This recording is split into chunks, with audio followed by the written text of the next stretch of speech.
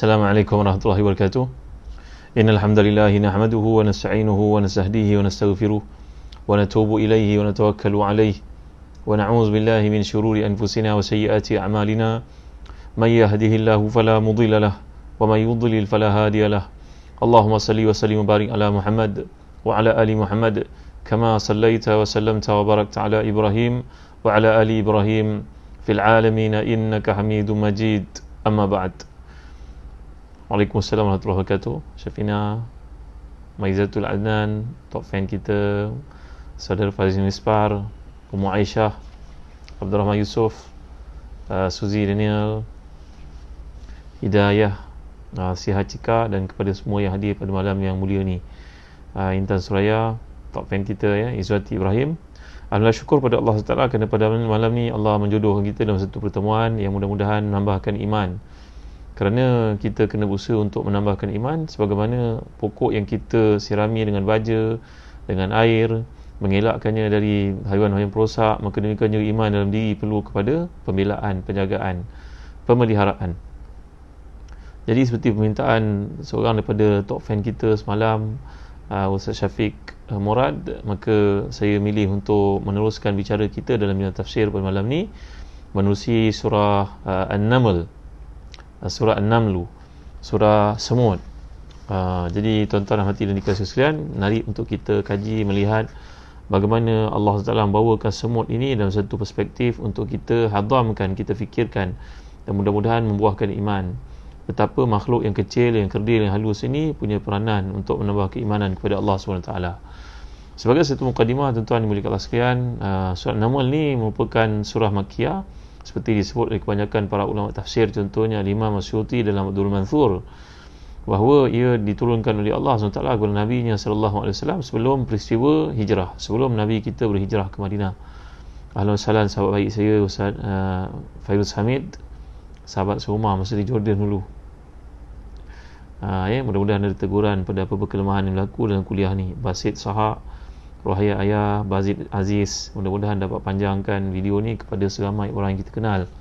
Mudah-mudahan menjadi asbab untuk manusia mendapat hidayah kepada Allah SWT, kerana Nabi bersabda, la an yahdiyallahu bika rajulan wahidan khairul laka min humrin na'am. Apabila Allah memberi hidayah kepada seorang itu, manusia apa yang kau lakukan, engkau menjadi sebab manusia mendapat hidayah Allah, maka lebih baik pada dunia dan sisi kandungnya. Maka tuan-tuan, terima kasih juga kepada Zahzan Travel, Umrah Zahzan, kerana terus menaja program kuliah kita pada malam ini. Mudah-mudahan kalau tuan-tuan ada peluang nak berjalan, nak melancong, jangan lupa Zahzan Travel. Ingat pelancongan, ingat penyiaran, ingat perjalanan, ingat tiketing, ingatlah Zahzan Travel. Kami mampu menyediakan yang terbaik buat tuan-tuan, perempuan, muslim-muslimat sekalian. Juga ingatlah Telaga Biru. Telaga Biru banyak membantu kita untuk menghasilkan buku-buku terbaik bagi umat ini. Dan mudah-mudahan anak-anak kita yang tidak pergi ke sekolah pada musim PKP ini mendapat pembelaan, pengajaran yang sempurna, bimbingan. Kami di Telaga Biru menerbitkan buku-buku latihan topikal, karya guru-guru terpilih, guru-guru cemerlang, guru-guru jurati utama kebangsaan dan sebagainya, berbagai-bagai disiplin daripada darjah 1 sampai darjah 6, tingkatan 1 sampai tingkatan 5, meliputi peperiksaan penting macam UPSR, UPKK, PSRA, SPM, PG3. Semua ada subjeknya kami terbitkan di Telaga Biru.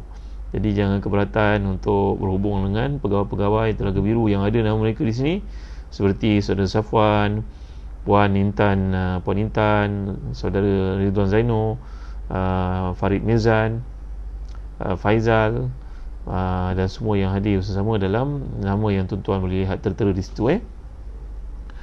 Baik, surah An-Naml ni terdiri daripada 93 ayat, termasuk surah Makkiyah, dan diturunkan sesudah surah Asy-Syu'ara.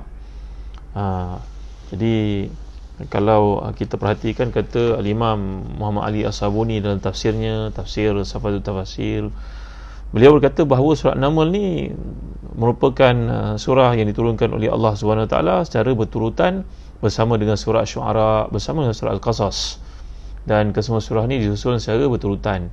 Surah Asy-Syu'ara, surah An-Naml, dan surah Al-Qasas. Nanti ada kesempatan kita akan meroka surah-surah yang lain. Asy-Syu'ara pernah saya huraikan ketika di IKIM dahulu. Mungkin tuan-tuan boleh cek, lihat dalam YouTube, barangkali ada video ataupun rakaman suara yang saya sampaikan di IKIM dahulu. Baik Jadi disusun dalam surah dalam Al-Quran dengan susunan seperti itu, iaitu seperti Asy-Syu'ara, An-Naml dan juga Al-Qasas. Dinamakan surah ini dengan nama surah An-Naml. Setengah para ulama menamakan juga dengan nama surah Hud-Hud, dan ada juga menamakannya dengan nama surah Sulaiman. Rupanya surah Al-Quran ni punya banyak nama. Ya. Jadi kerana disebut surah An-Naml, kerana dalam ayat 18 dan 19 terdapat perkataan An-Naml, ya ayuhan namlu dukhulu masakinakum. Nanti kita akan lihat keserasian yang luar biasa, cerita walaupun tentang semut saja, tetapi mempunyai asas yang kuat terhadap ketamadunan, pentadbiran, kepimpinan, perniagaan dan macam-macam lagi. Itu sebab perkara yang disebut oleh Allah ni bukanlah satu benda yang enteng, bukan benda sembrono, bukan kebetulan. Di sebaliknya ada hikmah yang tertentu, yang tersirat, yang perlu kita kaji dan kita hayati. Jadi ayat 18 terdapat perkataan nama bila raja menyuruh anak buahnya supaya masuk ke dalam lubang masing-masing supaya jangan terpijak oleh Nabi Sulaiman AS dan tenteranya yang ramai yang akan lalu di kawasan tersebut. Mendengar perintah Raja Semut kepada anak buahnya itu, maka Nabi Sulaiman tersenyum dan takjub di atas keteraturan kerajaan semut itu, dan baginda mengucapkan syukur kepada Allah yang Maha Kuasa yang telah melimpahkan nikmat kepadanya berupa kerajaan, kekayaan, memahami ucapan-ucapan binatang, mempunyai tentera yang berdiri di atas kumpulan tenteranya itu jin, manusia, burung dan sebagainya. Nabi Sulaiman juga telah diberikan nikmat oleh Allah yang besar, iaitu baginda tidak lupa daratan, baginda tidak takabur, baginda tidak sombong, dan baginda tetap kekal sebagai seorang hamba kepada Allah, malahan berdoa dalam munajatnya, mohon dimasukkan di kalangan hamba-hamba yang saleh. Tawaduknya, rendah dirinya Nabi Sulaiman yang sangat mulia ni. Orang Yahudi beranggapan Nabi Sulaiman ni bukannya seorang Nabi. Mereka menganggap dia sebagai raja, King Solomon, tuan-tuan. Jadi Allah Ta'ala telah menyebut binatang semut dalam hal ini supaya manusia ambil pengajaran daripadanya. Kehidupan semut, disiplin semut, hidup semut ini secara teamwork, bukannya orang yang pentingkan diri sendiri. Jadi semut membuat lubang dan juga ruang bertingkat-tingkat dan rumah tersusun semuanya, menyimpan makanan pada musim dingin kan. Jadi ketersusunan, kerapian, disiplin yang terdapat dalam kerajaan semut itu dinyatakan oleh Allah bila mana rakyat semut mencari perlindungan segera agar jangan dipijak oleh Nabi Sulaiman dan tenteranya setelah menerima arahan daripada ratunya. Walaupun pemimpinnya hanya ratu, hanya perempuan, binatang, betina, tapi lihat bagaimana ketersusunan pihak tentera semut ini. Kita kadang-kadang belajar tinggi-tinggi, expose kepada dunia hebat, cakap pandai, tapi isu yang paling besar di kalangan kita umat Islam adalah isu konflik kepimpinan. Tak ada orang layak jadi kepimpinan. Jadi pemimpin macam-macam masalah, ambil duit, masalah itu, masalah ini. Jadi tuan-tuan dimuliakan Allah sekalian, kita kena belajar daripada semut ini, makhluk yang dhaif tapi punya disiplin, kepimpinan, ketersusunan, ketaatan, kepatuhan, bekerja secara teamwork, menghormati hierarki kepimpinan. Masya-Allah tuan-tuan dimuliakan Allah sekalian, ya. Ini yang Allah nak tanamkan kita dalam surah yang namanya surah Semut. Jadi secara tak langsung Allah mengingatkan juga kepada manusia supaya berusaha untuk mencukupkan keperluan seharian, mementingkan pula kemaslahatan bersama dan sebagainya. Rakyat semut mempunyai organisasi dan kerjasama yang baik. Dengan mengisahkan kisah Nabi Sulaiman dalam surah ini, Allah mengisyaratkan hari depan dan kebesaran Nabi Muhammad sallallahu alaihi wasallam. Sebagaimana Nabi Sulaiman telah dianugerahkan kepimpinan yang maha luas, yang hebat, maka umat Islam juga akan beroleh kepimpinan seperti Nabi Sulaiman. Walaupun Nabi SAW merasa malu, nanti kita akan lihat bagaimana sifat malu Nabi kita, tawaduk Nabi kita. Nabi tidak ingin menyaingi Nabi Sulaiman, walaupun Nabi Sulaiman hidup jauh sebelum baginda SAW. Kerana Nabi Sulaiman ni punya doa kepada Allah supaya memberi kepadanya satu kerajaan yang tidak dapat ditandingi oleh sesiapa pun selepasnya. Maka Nabi kita SAW ketika sedang sembahyang, tiba-tiba diganggu oleh Ifrit. Ifrit ni the most powerful jin, tuan-tuan, ya. Maka Nabi telah menangkap Ifrit itu sampai lidahnya terjelir keluar kena tangan baginda sallallahu alaihi wasallam. Baginda bersabda, aku kalau boleh nak ikat Ifrit ini hingga lepas sembahyang supaya dia bertuntunkan kepada anak-anak kamu. Inilah dia Ifrit yang aku ceritakan dalam Quran. Tapi oleh kerana aku teringat doa kandaku, abangku, saudaraku, seorang putusan Allah Nabi Sulaiman, iaitu minta supaya wahabli mulka la yang bagi dia ahadin min ba'di, beri kepada aku satu kerajaan yang tidak boleh ditandingi oleh sesiapa pun selepas aku, maka aku merasa malu andai aku menangkap jin ini menunjuk kepada kamu seolah aku nak menandingi Sulaiman. Tawaduknya Nabi kalian sallallahu alaihi wasallam. Ayo mari kita mengamalkan sifat tawaduk Nabi kita sallallahu alaihi wasallam, tuan-tuan ya. Jadi kadang-kadang kepimpinan ni adalah satu ujian. Kita tak jangka kita dia pemimpin, tapi oleh kerana kesungguhan, barangkali ketaatan, kepatuhan, disiplin, komitmen daripada bawah, dedication yang kita berikan, maka kita pun promoted daripada satu jawatan ke jawatan lain, ke jabatan lain. Akhirnya sedar-sedar jadi ketua setiausaha kementerian, sedar-sedar jadi ketua pengarah, sedar-sedar jadi orang penting di hospital dan sebagainya. Itu sebab antara doa Nabi kita SAW setiap pagi dan petang, tuan-tuan, saya ijazahkan tuan-tuan amal dengan doa ni. Doa ni kalau tuan-tuan mikir kitab Azkarul Azkar oleh Imam Suyuti yang pernah saya cadangkan dulu, ada dalam himpunan doa ni.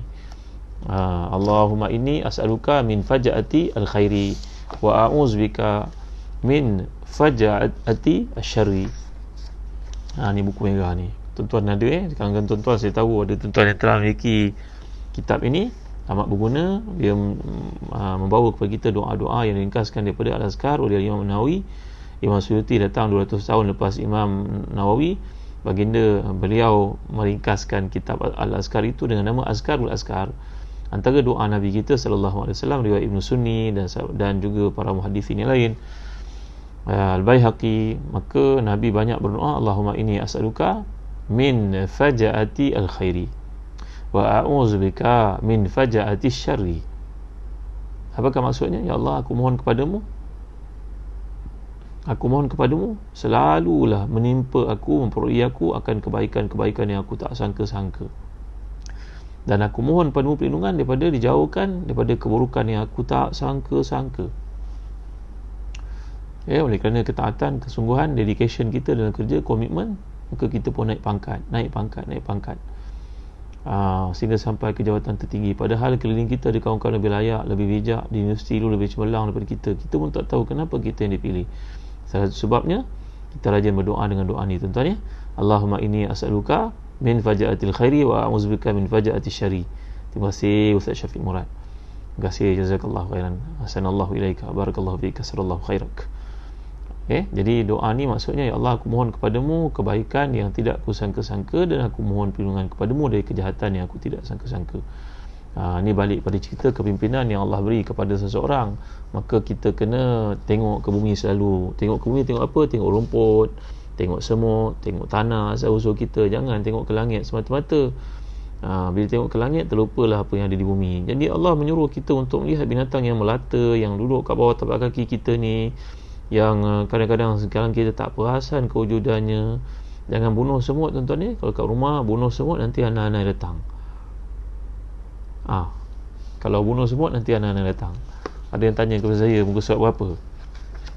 Ni di bahagian awal, iaitu mana tadi ada muka surat 81, kitab Azkarul Azkar.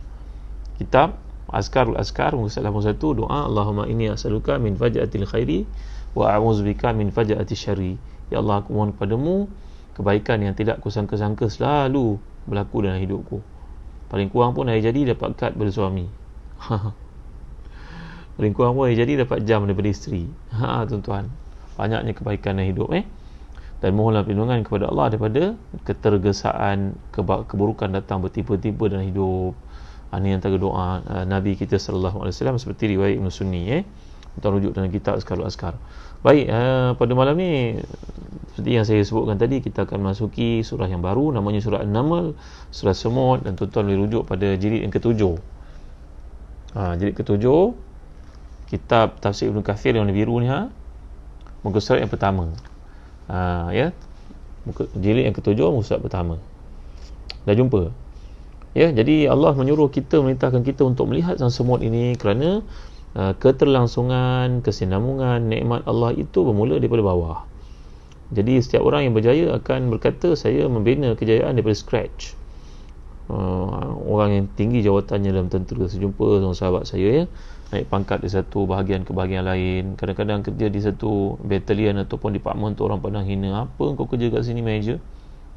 Sahabat baik saya tapi dengan sabar dia, tawaduk dia, kesungguhan dia menjalankan kerja, tidak terlibat dalam perkara-perkara yang haram, akhirnya naik paangkat. Sekarang dah dekat dengan panglima di atas sekali.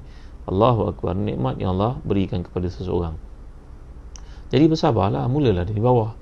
Alangkah hebatnya pembina usahawan yang hebat-hebat, usahawan, jutawan yang hebat-hebat, yang memulakan kerjayanya di bawah. Bila musim cuti, minta anak-anaknya lepas SPM dan sebagainya untuk bekerja daripada bawah. Anakku, engkau nak kerja dalam company ayah boleh, tapi lebih baik engkau kerja dengan company orang lain. Kau mula daripada bawah. Kau tahu ke mana susahnya ayah manage syarikat ni. Kalau ayah terus ambil engkau duduk ke atas, nanti engkau akan menafikan jasa orang klien ayah yang banyak telah membantu ayah untuk maju. Kau bertahu, kau daripada kecil duduk bawah ketiak ayah. Ayah beri kau makan, minum, sekarang kau minta ayah beri. Tiba-tiba kau masuk syarikat, kau nak jahanam kan bisnes saya. Sorry kau mula daripada bawah. Ini orang bijak ramai melakukan demikian kepada anak-anaknya. Andai dia punya kilang besar sekalipun, dia akan suruh anaknya jadi operator mesin di bawah. Ajar dia ciri-ciri keselamatan dan sebagainya. Bekerjalah kau dengan orang lain. Kau tahu bagaimana payahnya ayah bina perniagaan ini. Ayah tak mahu tiba-tiba kau berada di pangkat atasan, kau pada usia muda, nafsumu melonjak-lonjak, syahwatmu, kamu tergila-gilakan kuasa. Pada masa itu kau akan menafikan jasa ramai orang klien ayah. Terluka hati mereka nanti melihat tindak tanduk kau. Jadi ayah tak mahu berlaku perkara itu. Kau start daripada bawah. Nanti kalau kau yakin, kau teguh semangat, kau kuat semangat, ayah akan naikkan kau perlahan-lahan. Ayah tak akan zalim pada orang lain yang banyak jasanya kepadamu. Ayah tahu kau anak ayah sayang pada kau, tapi ayah takkan gamble dalam bisnes industri ini. Ayah bina penat-penat 30 tahun, kau datang kau terus jadi bos. Oh, tak boleh. Start di bawah. Inilah yang Allah kehendaki daripada kita dan surah semut ni, tuan-tuan. Kerana semut binatang paling hina, paling kecil, paling halus. Kita sebagian besar tak perasan, seharian kita mungkin tak lihat semut. Tapi jangan lupa, semut ini merupakan satu binatang yang sangat bertamadun, sangat maju, menghormati hierarki kepimpinan, dan juga satu makhluk yang penting dalam ekosistem sesuatu tempat. Seperti dikatakan oleh mereka yang terlibat dalam pest control, kalau tak ada semut nanti anak-anak datang. Ini dua koloni tak boleh berjumpa. Justru kalau ada semut, jangan dibunuh semut ini. Dihalau baik, di vacuum, buang ke tempat yang selamat, jangan racun dia. Ini pengalaman peribadi saya, tuan-tuan. Mudah-mudahan Allah memberkati kita, beri kepada kita kefahaman terhadap surah yang sangat istimewa ini. Lagi secara tak langsung Allah mengingatkan kita sebagai manusia dalam usaha untuk mencukupkan keperluan harian. Jadilah macam sang semut, bekerja, menghormati kepimpinan, menghormati sistem yang ada. Tuan-tuan, satu hari saya duduk dengan seorang sangat bijak, tuan-tuan. Maka kami beberapa orang, maka sahabat ataupun motivator yang sangat saya sayangi, saya hormati ni, melihatlah rambut seorang daripada kami yang tak teratur, cuma jumping rambutnya. Ini sebelum PKP sebelum PKP beberapa tahun lalu. Maka sahabat yang sangat mulia, guru kami, mentor kami pun kata, kenapa rambut macam ni tuan, doktor? Orang yang dipangkat ni doktor. Saya tak sempat nak pergi ke barber gunting rambut, hairdresser, isteri saya je gunting. Allah, kan kebaik kita hormat orang itu. Kan Allah telah jadikan subhanallazi waza'al mawahib, maha suci Allah yang telah mengagih-agihkan kepakaran, keahlian. Apakah rugi kalau kita pergi gunting rambut kat orang Islam, bayar RM8, RM10, even kalau RM20 pun kita tak jatuh miskin, hargailah dia. Kerana dia pun cari rezeki halal. Ni akibatnya kita ada orang berkedukan rambut compan camping, bertumpuk sana bertumpuk sini, gunting pun tak betul, isteri tak profesional nak gunting, tuan-tuan.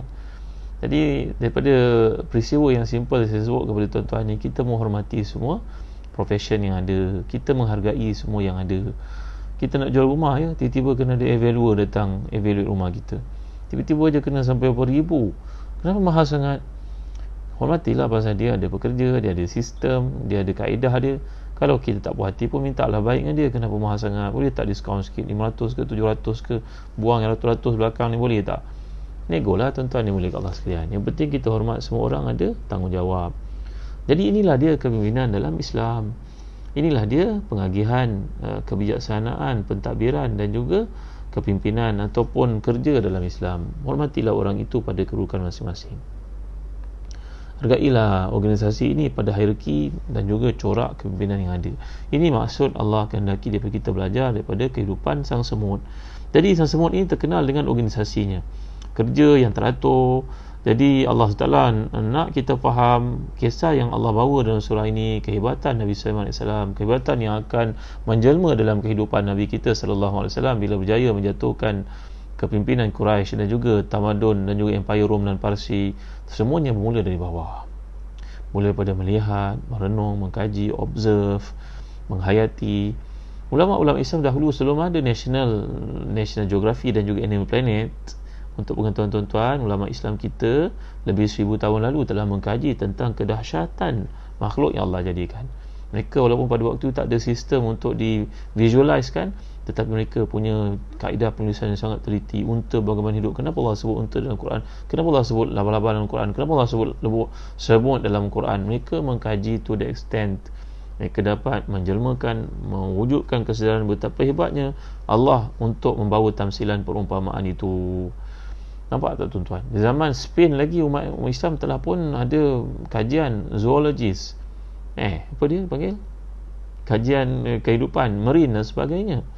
Mereka telah mengkaji kerana itu disebut oleh Quran untuk kita renungi. Renungan itu menambah iman, menyuburkan iman. Dan interaksi yang berlaku di antara semua ekosistem ini semua akhirnya menjadikan kita terpancar daripada mulut kita, subhanallah, masya-Allah, tabaraka wa taala, la haula la quwata illa billah. Semua yang ada di dunia ini berkhidmat untuk manusia dengan perintah daripada Allah sebenarnya. Subhanallah, masya-Allah, tabaraka wa taala. Indah sekali bicara Quran ya tuan-tuan. Mala tanqadi ajaibu. Dalam hadis mengatakan bahawa membaca Quran ini tidak pernah tamat kehebatan dan juga ketakjuban kamu terhadap Quran, bicara-bicara yang terdapat dalamnya. Inilah namanya tadabbur tuan-tuan ya. Jadi bila Allah SWT membawa kepada kita kisah semut dan akhirnya Allah bawa kisah Nabi Sulaiman untuk kamu lihat kehebatan, kepimpinan, kekayaan, kemewahan, semuanya bermula daripada bawah. Mana boleh tiba-tiba kamu mengampur orang itu, kamu menjadi boneka dalam perniagaan, jadi orang besar, ambil peluang itu secara haram ini dan sebagainya. Tiba-tiba kamu berada di puncak, kamu tak pernah melalui kesusahan, kepayahan orang bawah. Orang seperti itu akan gulung tikar cepat kerana dia tidak merasai kepayahan, jerit perih orang yang bina satu kekuatan di bawah. Sebagaimana sunatullah dalam hidup, Allah menjadikan anak-anak itu merangkak, jalan-jalan jatuh, berlari-lari, barulah dia jadi seorang lelaki yang tegap, seorang perempuan yang jelita. Proses itu memerlukan waktu. Jadi demikian juga Allah menyuruh kita untuk merhatikan semut, kata para ulama tafsir, dan mereka telah membicarakan buku-buku ni dalam ensiklopedia yang besar-besar sebelum orang putih buat National Geography, sebelum orang putih buat Animal Planet lagi tuan-tuan. Yang kita duk kagum sangat dengan orang kafir ini, kan mereka memang kaji, tapi kajian itu banyak basisnya daripada Islam, foundation daripada Islam tuan-tuan yang mulia Allah sekalian. Jangan kita duk sibuk kata Wilbur Wright yang buat kapal terbang. Sebelum Wilbur Wright itu 400 tahun telah ada Al-Idrisi yang cuba terbang daripada puncak bukit di Spain, sehingga beberapa kali beliau jatuh, patah anggotanya tuan-tuan. Beliau yang mula-mula berfikir untuk terbang macam burung. Siapa kata Wilbur Wright? Berapa ratus tahun Wilbur Wright datang selepas itu tuan-tuan yang mulia Allah sekalian. Banyaknya penipuan, pemalsuan fakta-fakta sejarah seolah kebaikan yang ada pada Al-Quran dan umat Islam terdahulu dinafikan sama sekali tuan-tuan. Baik, ada seorang saintis Turki yang duduk di Germany, saya pun tak pasti dia meninggal dunia ke belum, Profesor Dr. Fuad Sirkin. Dia menulis buku tentang 1001 invention yang umat Islam buat. Buku tu dalam bahasa Inggeris. Sangat istimewa buku tersebut. Jadi pameran di tempat-tempat mana banyaknya invention umat Islam buat lebih dari 1000 tahun lalu. Semuanya tinggal dalam lipatan sejarah. Diambil, dicuri, dipalsukan fakta, dan tiba-tiba yang mendapat namanya adalah orang-orang kafir. Baik tuan-tuan yang mulia Allah sekalian. Ya, Ustaz Safi Siddiqin. Baik, jadi kalau kita lihat dalam surah An-Naml ini, Allah mengingatkan kepada kita kepimpinan bermula daripada bawah. Kekuatan kerajaan mula dari bawah. Kekayaan bermula daripada bawah. Jangan nak mengharap ada shortcut, menipu orang, mencuri orang, mengampu, melobi dan sebagainya. Orang ini tidak akan kekal lama. Dia tidak akan bina satu legacy tuan-tuan yang mulia Allah. Jadi nak maju ke atas, mestilah lihat ke bawah dahulu. Lihat sang semut dulu.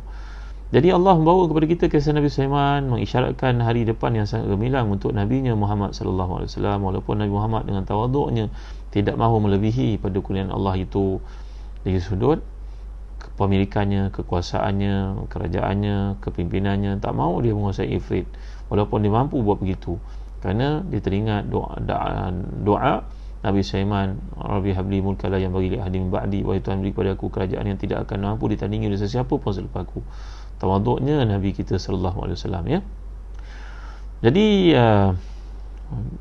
umat Islam akan dilimpahi dengan kekayaan melimpah ruah selepas Nabi kita Muhammad SAW membuka kota Madinah. Itu menjadi satu gateway, satu pintu buka, pintu entrance kepada kejayaan pembukaan yang hebat-hebat yang Allah turunkan. Inna fatahna laka fathan mubina, kami bukakan untukmu wahai Muhammad pembukaan yang agung, kejayaan, kemenangan yang banyak, yang berlipat-lipat, melimpah ruah, bertali arus. Itulah yang berlaku dalam hidup Nabi kita sallallahu alaihi wasallam. Nanti kita ada peluang kita baca surah Al-Fath. Jadi sebagaimana Nabi Sulaiman, Nabi kita juga akan diberikan kepimpinan, kekayaan dan umat Islam yang datang selepas itu.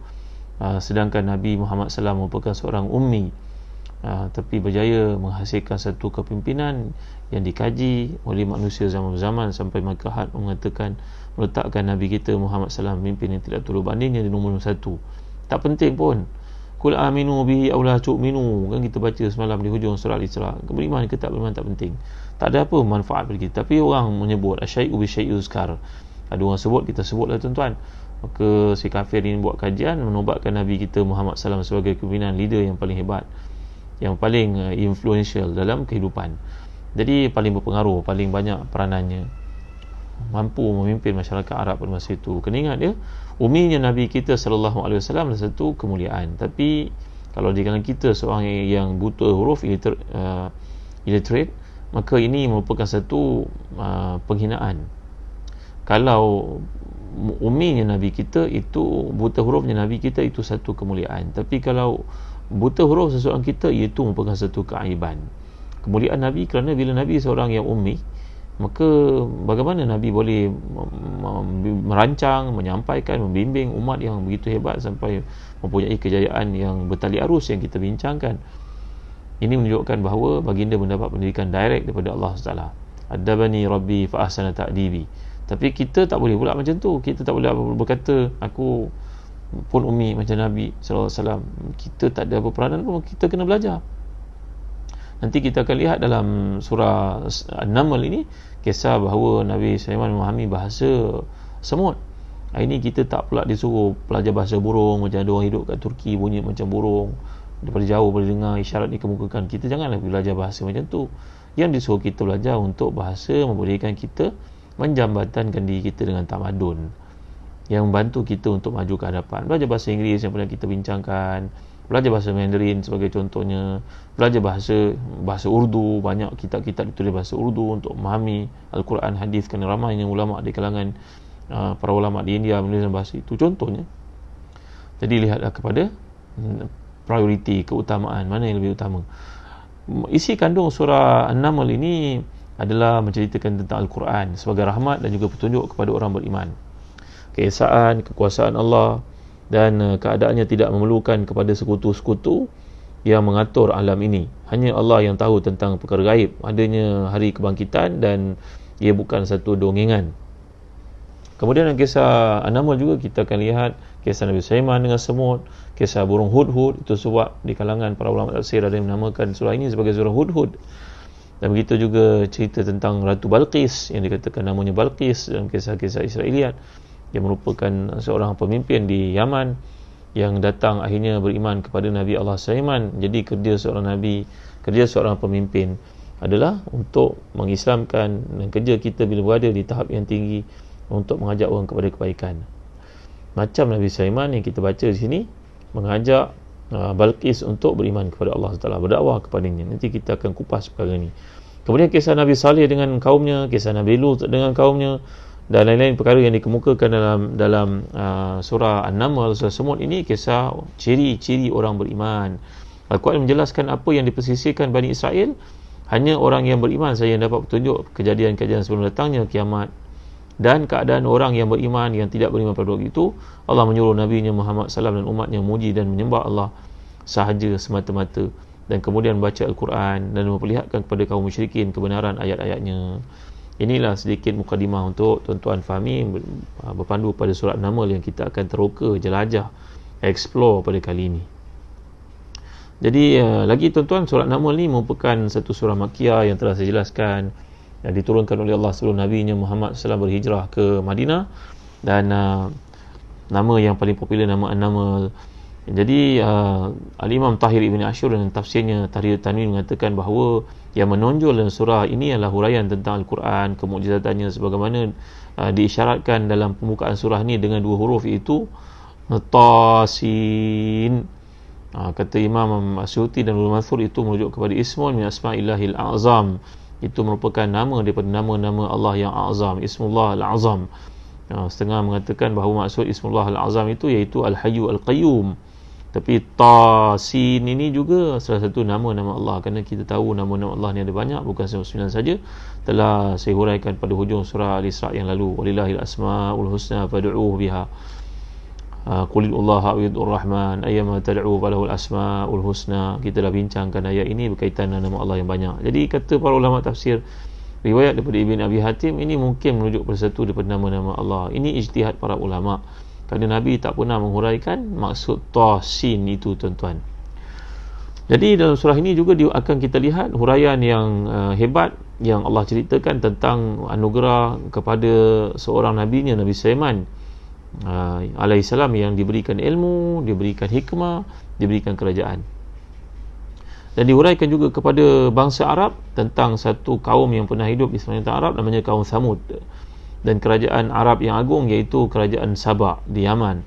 Huraian itu, kata Ibn Ashur, memberi isyarat bahawa kenabian Nabi kita Muhammad SAW adalah satu perutusan yang disertai dengan kebaikan, kebijaksanaan memimpin manusia, disertai siapa yang mengikutnya akan mendapat kekuasaan macam kekuasaan yang telah Allah berikan kepada mereka yang terdahulu. Kaum Thamud tadi, negara Sabah, dan Allah berikan kepada Nabi Sulaiman. Allah akan beri, ini satu signal kepada orang Arab untuk prepare, untuk ready bahawa mereka akan jadi penguasa dunia.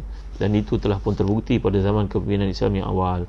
Bila orang Arab meninggalkan Quran dan juga hadis, jadilah mereka bangsa seperti ini, anggap macam lalang pada hari ini, tak ada apa peranan dalam dunia. Kelihatan bangsa yang ditindas, bangsa yang lemah, bilangannya besar.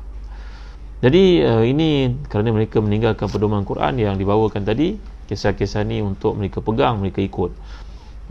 Tuan-tuan dimulai kat sekalian, Syed Qutb Syahid. Syed Qutb ni saya telah ceritakan latar belakangnya kepada tuan-tuan, seorang ahli tafsir Quran yang terkemuka, sastrawan yang hebat.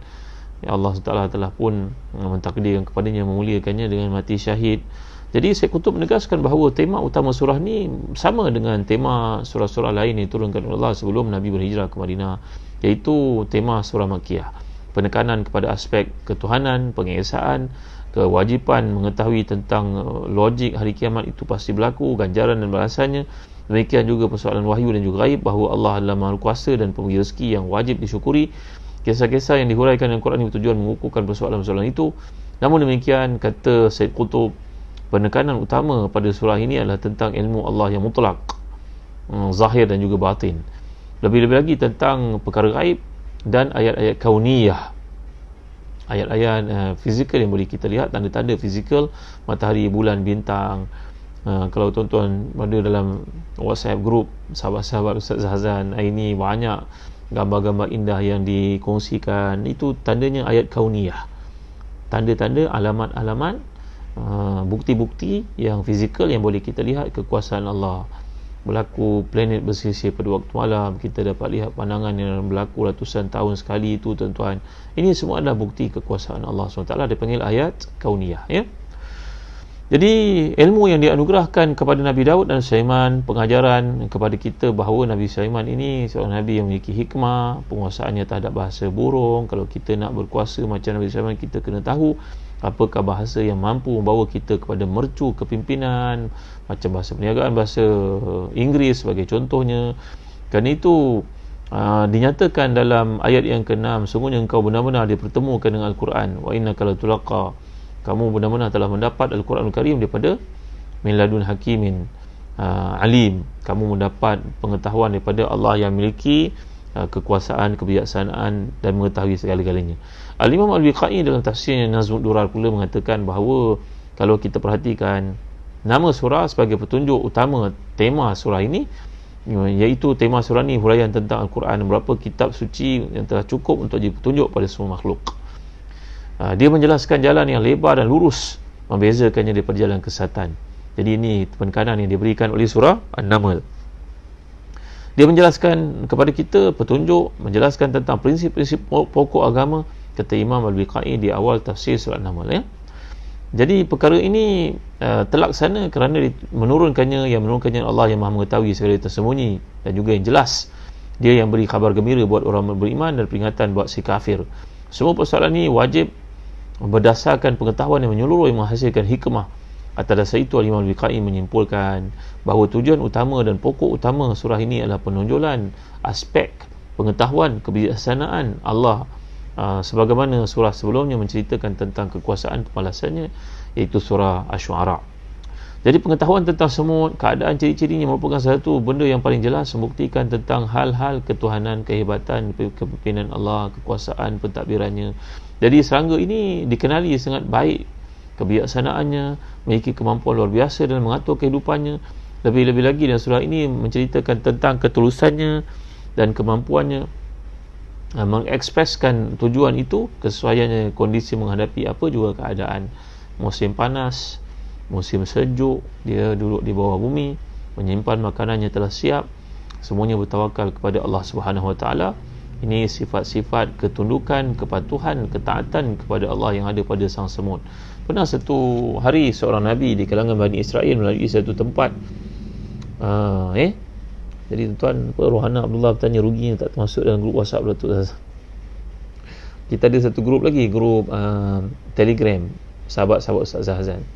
Nanti Puan Niat Abdullah tolong sebutkan linknya sini. Sesiapa yang belum masuk, saya galakkan masuk. Ada banyak pertukaran maklumat, informasi, kuliah-kuliah para ustaz yang lain yang saya sangat sokong untuk tuan-tuan hadir. Bukan kuliah saja, saya saja, ya. Ustaz-ustaz ni tak maksum. Ustaz-ustaz banyak kelemahan, ustazah-ustazah banyak kelemahan. Bukan kita boleh cedok daripada seorang saja. Kita kena ramai ustaz dan ustazah yang kita belajar. Walaupun seorang tu kita rasa menguasai segala ilmunya, kalau kita buat demikian, kita akan jadi orang yang fanatik, orang ta'assub. Ta'assub ni membawa kita kepada kebutaan.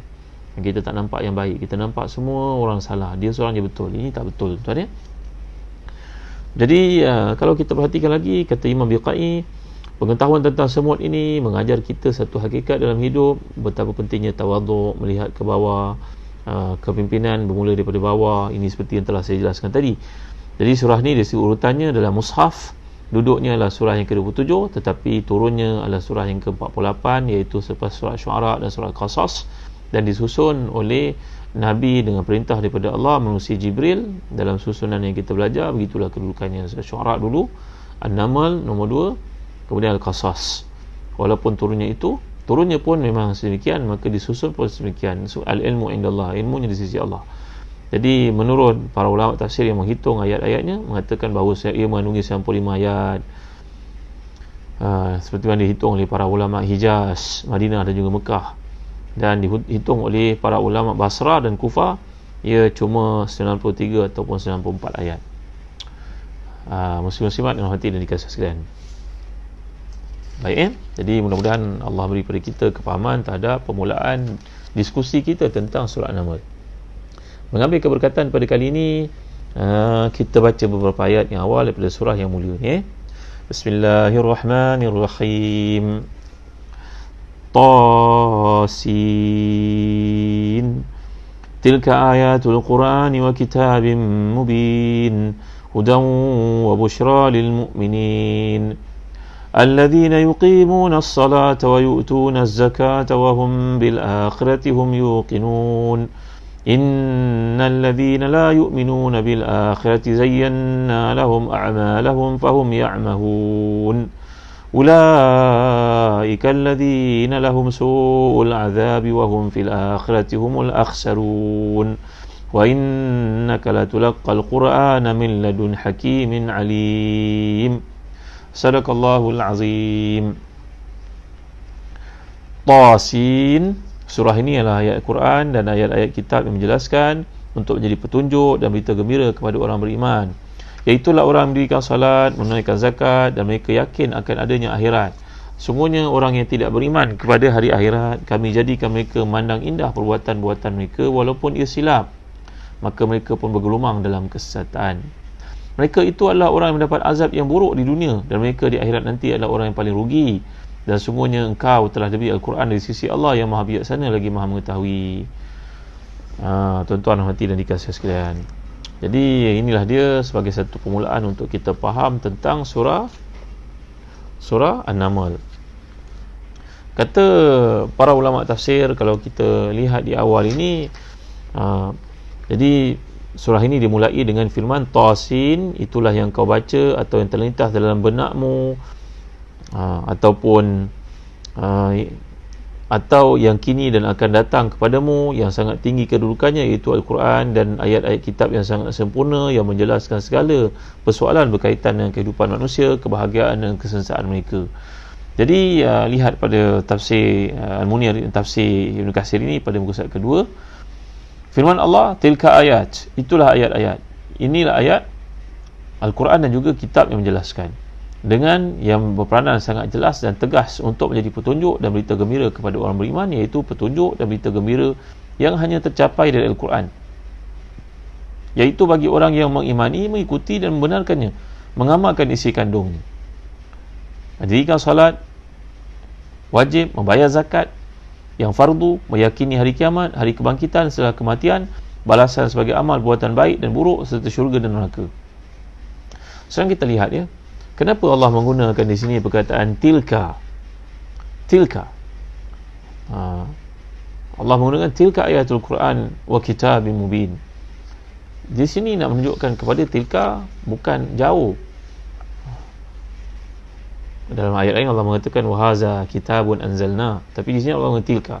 Kerana dalam konteks ini kata para ulama tafsir, contohnya Imam Mutawalli Syarawi, ini bagi merujuk kepada kehebatan, ketinggian, kemuliaan, bahawa dia tidak boleh diubah oleh sesiapa pun.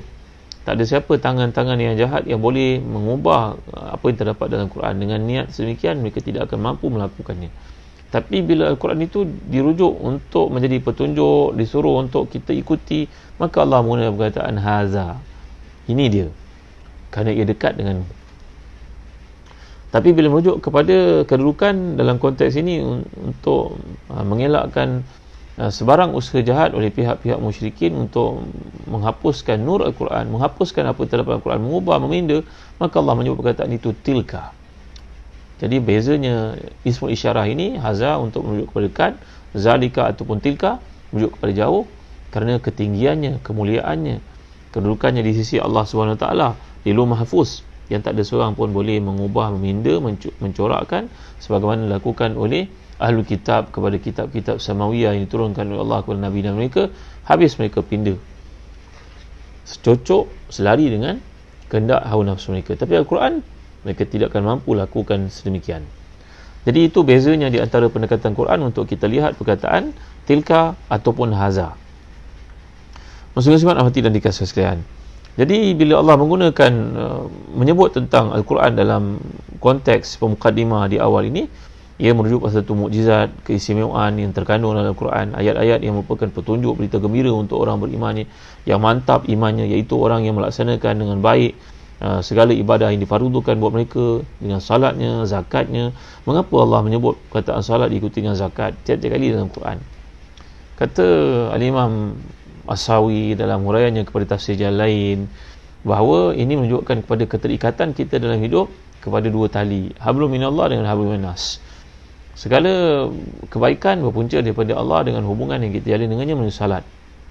Dan kebaikan yang kedua yang kita kena laksanakan juga hubungan dengan manusia, iaitu dengan konteks az-zakah, itulah hablum minan nas. Dalam kehidupan ni kita kena memberi, tuan-tuan, beri pada adik-beradik, dan kita telah belajar bagaimana ada zakat yang wajib hukumnya, sedekah yang sunat hukumnya. Kedua perkara ni jangan diabaikan, hendaklah kita melakukannya dengan kesungguhan.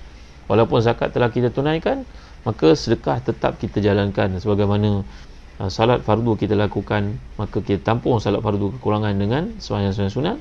Demikian juga zakat yang hukumnya wajib, kita tampung dengan sembahyang sunat yang akan menampung sebarang kekurangan berlaku pada zakat yang wajib itu. Mungkin pada kadarnya kita kurang keluarkan, mungkin haulnya terlebih terkurang, kita tak ikut dengan tepat, maka datanglah ibadah sunat, nama sedekah sunat itu menampung kekurangan-kekurangan dalam zakat yang hukumnya wajib. Tuan-tuan hati dan dikasih sekalian, jadi Allah menyatakan di sini orang yang mengeluarkan sebahagian hartanya nafkahkan kepada orang yang memerlukan sebagai satu petanda baiknya hubungan mereka sama makhluk dan keyakinan mereka tentang adanya akhirat. Kerana kalau kita sebut perkataan sedekah ni, saya pernah bincangkan kepada tuan-tuan, sedekatun datang perkataan sadaqah. Salah satu sifat Nabi kita Muhammad SAW iaitu siddiq, amanah, tabligh, fattana. Jadi siddiq datang perkataan sedekah, kata Imam Al-Asfahani.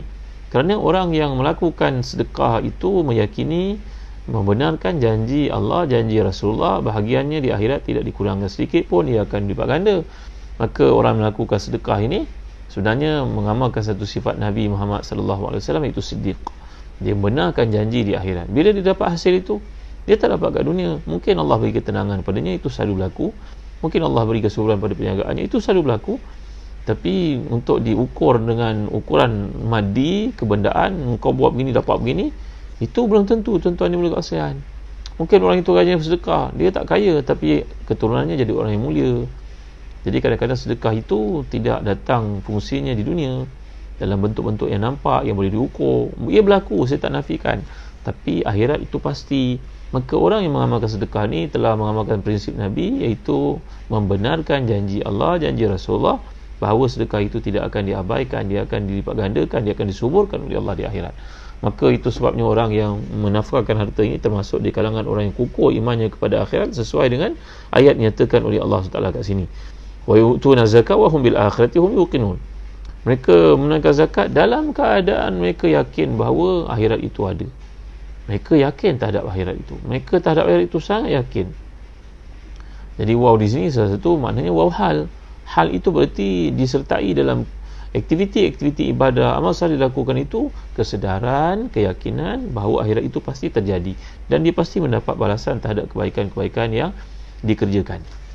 Muslim-muslimat hati dan dikasih sekalian, kalau kita lihat dalam kehidupan, kalau kita bandingkan penceritaan tentang Al-Quran ni, tuan-tuan yang mulia Allah sekalian, kata Dr. Ratib Nabulsi tafsirnya, tafsir Nabulsi Tadabbur Ayatillah fi Nafsi wal Kauni wal Haya, tafsir yang sangat menarik tuan. Syekh Dr. Ratib Nabulsi ni merupakan guru kami. Alhamdulillah, beliau pernah datang ke rumah, pernah datang ke pejabat, seorang guru yang mulia, mentafsirkan Quran banyak dengan Allah berikan kepada beliau khawatir, idea-ideanya yang sangat hebat. Beliau menceritakan bahawa kalau kita lihat dalam kehidupan pada hari ini, sebagai contohnya, nak menceritakan tentang Al-Quran itu, beliau mengatakan kalau seseorang itu nak pergi musafir, beliau telah pun nak pergi ke satu negara yang dia fikirkan nak pergi sangat. Contohlah, seorang di kalangan kita nak pergi ke tempat namanya Uzbekistan, contohnya nak pergi ke Uzbek. Kenapa? Dengar-dengar orang cakap kat Uzbek ni ada kitab Al-Quran yang pernah dibaca oleh Sayyidina Osman sebelum baginda dibunuh dengan zalimnya oleh pemberontak dan darahnya kena pada Quran tersebut. Kat situ juga merupakan tempat asal Imam Bukhari, kat situ juga tempat Imam Muslim, kebanyakan para a'immatul hadis datang dari situ, dan macam-macam perkara yang tengok. Kita mendengar, maka apa yang kita buat tuan-tuan? Kita pun mengkaji. Kita mengkaji tentang Uzbekistan, kita baca, kita tengok YouTube, kita beli buku sebagai contohnya, untuk memudahkan kita faham. Nanti kalau kita pergi, kita tidak akan terlepas apa-apa benda yang utama kat sana.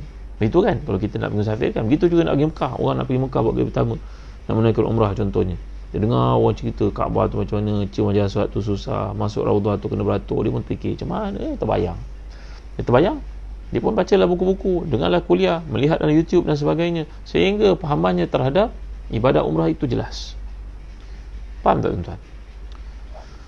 Maka dalam hidup, pernah tak kita usahakan untuk kenal Allah dan faham Allah dan jadi hamba yang sebenar-benarnya kepada Allah, sebagaimana kita nak pergi ke satu tempat yang kita impi-impikan itu, malah kita mengkaji semua benda yang berkaitan.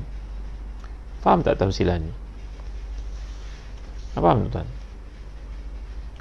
Kita nak beli kereta lah contohnya, semua orang tergila-gila lah, sebuah kereta contohnya, kereta yang hebat, Mercedes namanya. Mercedes apa? Ikhlas, target nak beli, bekerja betul-betul, cari duit betul-betul, berniaga yang halal, nak cari duit, nanti nak beli Mercedes harganya 400,000 contoh. Maka kita pun baca sampai termimpi-mimpi kereta Mercedes tu, mimpi malam mengisi kereta, nampak abang bawa macam tu. Kenapa bawa kereta?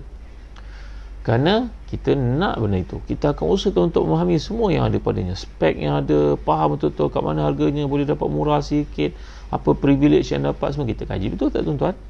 Kerana cinta dan mengimpikan kita masih situ. Pernah tak dalam kehidupan ni, kata Dr. Ratib Nabulsi, kita berusaha untuk kenal Allah dan cinta kepadanya sampai rindu, rasa yakin yang amat sangat kepadanya, lalu kita baca Quran kerana Quran ni kalamullah. Berlaku tak begitu dalam hidup kita? Kerana itu Sayyidina Osman pernah berkata, "Lau kana qalbu safiyan lama syabi'a min kalamillahi azza wa jal." Hadis Tirmizi dengan sanad yang sahih. Kalau seseorang itu bersih hatinya dan nak kenal daripada Tuhannya, maksud kata-kata itu, maka dia akan berusaha untuk baca Quran tanpa puas, tanpa penat. Ada je Quran di tangannya. Kalau tak ada Quran, ada je apps Quran kat tangannya. Biasa dia baca, dia rindu baca. Itu sebab orang yang baca Quran ni, man syaghalahu qiraatul Quran an masalati ataituhu afdal mimma mu'ti as-sa'ilin. Dalam hadis yang sahih, Nabi bersabda, riwayat kebanyakan para ulama hadis, sesiapa yang disibukkan untuk baca Quran sampai tiada masa untuk berdoa, tak ada masa untuk berdoa kerana takut Quran itu hilang. Ini para hufaz sebagai contohnya, anak-anak kita hafal Quran, adik-adik kita hafal Quran, kita kerana kelakuannya duduk dengan Qurannya, kadang-kadang macam orang gila kita lihat dia, takut Quran itu hilang daripada dia. Orang yang begitu halnya keadaannya, dia sibuk dengan Quran, tak sempat nak berdoa kepada Allah, maka semua doa orang satu dunia, segala doa orang, Allah berikan untuknya. Senang tak hati tuan-tuan? Ya, orang hafal Quran ni dia tak ada sempat masa untuk berdoa kerana dia takut Quran itu hilang. Tengoklah tuan-tuan, baca Quran, mukanya pun macam tak tenang, takut dia kalau hilang la ilaha illallah Muhammad Rasulullah, Allahu Akbar, la ilaha illallah tabaraka ta'ala. Kita tak diberi kelebihan itu tuan-tuan. Allahumma, Allah beri kepada kita kelebihan itu. Tuan-tuan dan hadirin dikasihi Allah sekalian. Jadi balik kepada cerita ini, bila kita cinta kepada Quran, kita cinta itu kerana Allah pilih kita untuk mendekatinya sebenarnya. Macam orang nak beli kereta Mercedes tadi, orang nak beli rumah di satu tempat, dia baca, dia kaji, dia tengok pamphlet, pergi lihat. Kenapa? Kerana hatinya terletak kat rumah itu, hatinya terletak kat tempat yang dia nak pergi itu. Dia mengkaji, mencari. Maka orang yang hatinya ingat pada Allah, dia tidak ada masa untuk bermaksiat dan dia tidak ada masa untuk meninggalkan Al-Quran. Allahu Akbar, Masya Allah, Tabaraka wa Ta'ala. Hebatnya tamsilan oleh Dr. Ratib Nabulsi sini. Dan dengan ini saya menamatkan kuliah pada malam ni. Mudah-mudahan Allah beri kesempatan untuk kita menghayati, mendalami surah Semut ini. Cerita tentang semut bukan sebarangan cerita, tapi cerita yang bawa kepada hidayah, cerita yang bawa kepada pembinaan akidah, cerita yang bawa kepada pembinaan jati diri Islam, cerita yang bawa kita kepada ketuhanan, kedaulatan, kehebatan, kepimpinan, kekayaan yang berasaskan kepada menjadi dan mencari ridha Allah. Baik tuan-tuan, setakat ini saja dulu. Yang baik semuanya daripada Allah, kelemahan manusia. Terima kasih kehadiran tuan-tuan. Mudah-mudahan dapat di-share video ini ke seramai orang yang ada. Bahagian pertama, surat An-Naml, insya-Allah esok kita sambung lagi. Dan jangan lupa ibu bapa, guru-guru, tuan-tuan perempuan dimuliakan sekalian, anda ada peluang untuk memiliki buku-buku sekolah, latihan topikal. Jangan lupa di Telaga Biru kami menerbitkan berbagai-bagai disiplin buku, matematik, sains, fizik, kimia, bio, pendidikan Islam, bahasa Arab, bahasa Inggeris, bahasa Melayu, semua ada daripada 1 sampai darjah 6, tingkatan 1 sampai tingkatan 5, merangkumi peperiksaan penting PSR, PSRA, UPKK, AP3, SPM, semuanya ada. Walaupun anak kita tak menghadapi peperiksaan pada kali ini, tapi jangan biarkan masa mereka dibazirkan pada perkara sia-sia. Latihlah mereka, bimbinglah mereka. Milikilah buku-buku terbitan tulisan guru-guru yang sangat mulia, guru-guru cemerlang, guru-guru kanan, guru-guru pakar, JU dan JUK. Dan saya juga malu-alukan kedatangan guru-guru, tuan-tuan perempuan yang minat untuk mula sesama Telaga Biru, latihan topikal dan sebagainya, sejawi sebagainya. Kami juga memberikan bahan-bahan kreatif jawi hasil nukilan Ustazah Jalila dan juga Ustaz Wan Azhar. Mudah-mudahan dapat membantu anak-anak kita jadi jendela memahami Al-Quran. Kata guru saya, Dr. Osman Taha yang menulis Al-Quran yang kita baca ini, dia berkata, didik anak kamu untuk menulis, memperbaiki tulisan khat mereka, kerana rezeki akan datang dari semua itu. Aku ini Zahzan, anak aku, dia kata pada saya, tuan-tuan saya pergi Madinah, saya ziarah beliau. Beliau kata, aku ni dulu tak sangka aku tulis Quran, aku punya roti tak boleh makan. Kita bukan niat itu, tuan-tuan tapi tak salah. Rabbana atina fid dunya hasanah wa fil akhirati hasanah wa qina azabannar. Ajar anak kita untuk memahami Jawi. Alhamdulillah kami Telaga Biru ada memberikan bahagian kreatif Jawi. Tuan-tuan boleh hubungi pegawai-pegawai yang ada nama mereka tertera, Safwan, Farid Nizan, Faizal, Puan Intan Husna, Saudara Ridwan Zaino. Semua ini pegawai-pegawai yang bertanggungjawab untuk membantu cikgu-cikgu, ibu bapa bagi anak-anak kita pengisian mereka waktu cuti ni. Bahkan guru-guru nak gunakan buka sekolah nanti, mudah-mudahan ada jariah kita bersama bertemu dengan Allah. Bagi tuan-tuan yang nak melakukan korban akikah, kami masih lagi membantu tuan-tuan di Damsyik, di Mekah dan juga di Afrika, di Sudan. Jangan bimbang ya, di Mekah tak ada daging korban ni terbuang, berbukit-bukit, dilanyak, dipijak orang, tak ada. Itu cerita-cerita yang berlaku dulu-dulu. Kalau dikatakan sekarang, itu tak tepat, itu cerita dusta tu. Tak ada, tuan-tuan hari ni alhamdulillah pengalirannya, perjuangan untuk membantu orang susah ni berjalan berterusan. Kerajaan Saudi tak pernah pula declare adanya pembuangan, pemhaziran daging-daging korban ni. Cerita tak tepat lah, tuan-tuan. Cerita ni tak berlaku. Cerita ni mungkin 50-60 tahun dulu berlaku, tapi kebelakangan ni tak berlaku benda seperti ni. Ni cerita-cerita fitnah, janganlah kita bawa, tuan-tuan kita bertanggungjawab depan Allah. Dan mudah-mudahan Allah memberkati kita, menjadikan kuliah kita ni sebab bertambah iman, suburnya iman. Wallahu a'lam. Alhamdulillah rabbil alamin, wassalatu wassalamu ala asyrafil anbiya'i wal mursalin sayyidina maulana Muhammadin wa ala alihi wa sahbihi ajma'in. Allahumma kfina bihalalika an haramik wa aghnina bifadlika amman siwak. Allahumma inna nas'aluka min fajaatil khairi wa na'udzubika min fajaatil syarri. Allahumma kfina bihalalika an haramik wa aghnina bifadlika amman siwak. Allahumma la khaira illa khairuk wa la tayra illa tayruk wa la ilaha ghairuk. Allahumma la ya'ti bil hasanati illa anta wa la ya'ti bis sayyiati illa anta waghfir lana maghfiratan min 'indika. Rabbana atina fid dunya hasanah wa fil akhirati hasanah wa qina azabannar. Wa sallallahu ala sayyidina Muhammadin wa ala alihi wa sahbihi wa sallam. Walhamdulillahi rabbil alamin. Taqabbalallahu minna wa minkum. Apa ni? Isnaiza Ibrahim, doakan bisa saya kencang Ustaz. Buat cara betul, jangan menipu orang, sembahyang sunat duha, minta pada Allah, jangan minta pada manusia. Jangan buat cerita-cerita dongeng yang tak betul, cerita palsu. Jauhi daripada mengadu domba. InsyaAllah perniagaan yang betul akan diberkati oleh Allah. Isnaiza baik.